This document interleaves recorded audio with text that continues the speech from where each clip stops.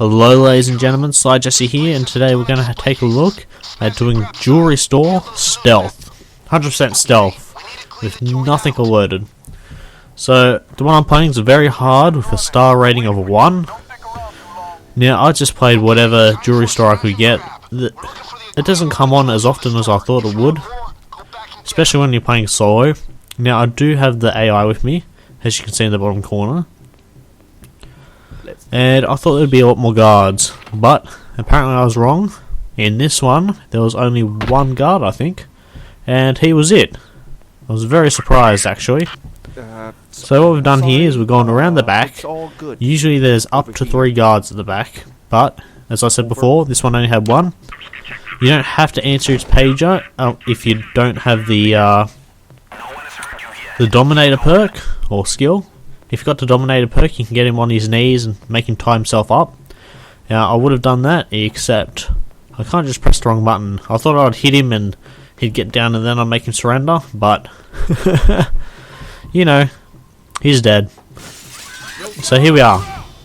I went around to the other side of the other room, practically, and just checked to see if there was anyone there, if I could see the guard or anyone, and if there was a safe. Now there was no safe, so I ran around the other side and I put all these guys on the ground straight away. As you can see here, I checked to see if the safe's there again. No, it's not. There's no items around here, and I've gone to look into this other room.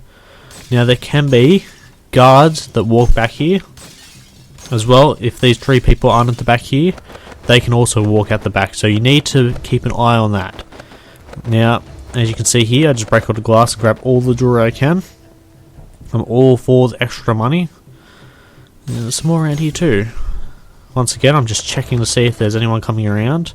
You always want to be careful with seeing if there's anyone around, because as soon as one comes around there, you need to make sure they either pop out a bit more so no one sees you, either shoot them or tie them up. And if they're out here and you shoot them, people are going to see. So as you can see there, I was just looking around to see if there was anyone else here. Any more guards? As you can see, people aren't really too concerned that I'm here. You got 2 of them just standing up, one at the front, one at the side. See, I took him out. As you can see, I'm not very careful about killing people because I know I'm going to make more money than what I'm doing. But you know, you can be very careful if you want and not have anyone die. But for me, I'm more concerned about making sure it's complete and making sure I get some money. So we'll get everyone down here, just making sure I know where everyone is in case any of them want to call the cops or anything. And I've sped it up a bit so it keeps the boring bits out. And basically all I'm doing here is cleaning out all the glass, and then I'm collecting everything and chucking the bags to the front. While I'm doing this, I'm constantly telling them to stay down because you don't want any of them to get up and call the police.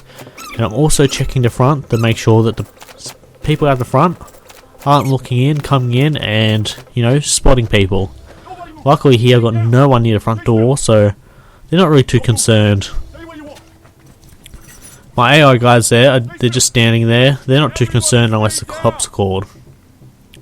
So we've got all the bags here, and we're just checking around to see if there's anyone here. Now, I missed this guy here. I didn't even notice him walking over towards us. But to make things simple, I just shot him. That way he can't call anyone when I'm not looking.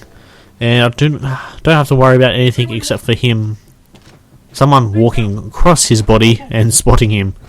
But I'm not really too concerned about that. There doesn't seem to be very many bystanders around here. There's a few on the other side, but they're not noticing us. Now right here, in between just that section, I tried to slow it down before, but you know, it was really hard to see him. I saw a guy walking down the street. I keep walking back there to check where he is. And I've noticed he's gone around the corner. Now that's what I really hate about this map, is that there's a guy, he goes around the corner, and then he basically just spots the person you've killed, or tied up. So as you can see, I'm going around here, checking everyone out, and I'm just going to knock him over, kill him, and keep going on what I'm doing. Now I'm just going to speed up the rest of this. Basically, all you need to do now, just keep telling him to stay down, run to your getaway car, and keep chucking him in. Now, I don't know how, but the one before this one, I got everything in except for one bag, and then the driver just drove off once the police were instantly alerted. And in fact, my bag was sitting on the back of it, and it got dragged all the way up to the end until it hit the invisible wall and then fell out. And I was like, yeah. So all up, that took me a total of 7 minutes and 55 seconds. And if the cops are called, you know, it might take between around about 12 to 16. The one I did before was 16 minutes. But that includes the start of going over the mission and at the end.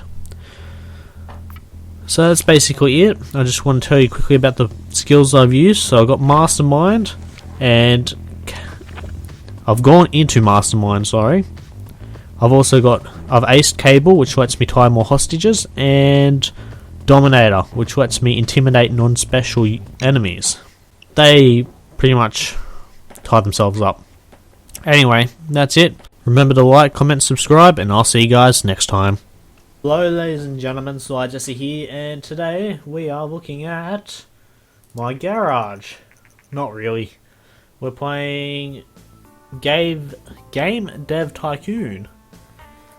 That's alright, we're just taking a look at it at the moment, so